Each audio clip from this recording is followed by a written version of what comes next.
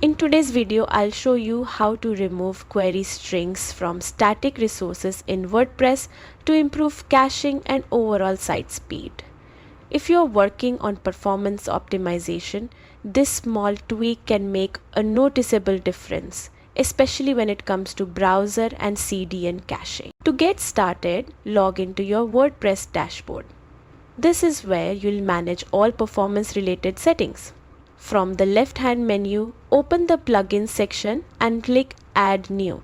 This takes you to the plugin library where you can install performance and caching tools. In the search bar, look for a reliable caching or optimization plugin. Popular choices include W3 Rocket, W3 Total Cache, or Hummingbird.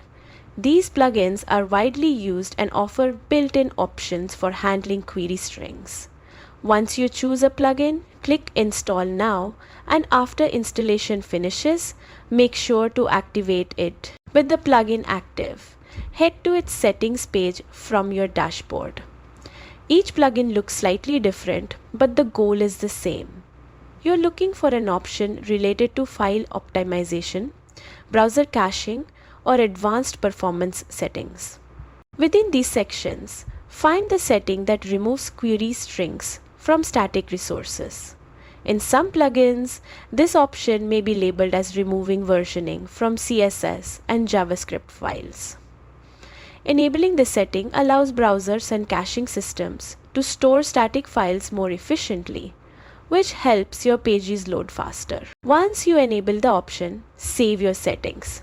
That's all it takes.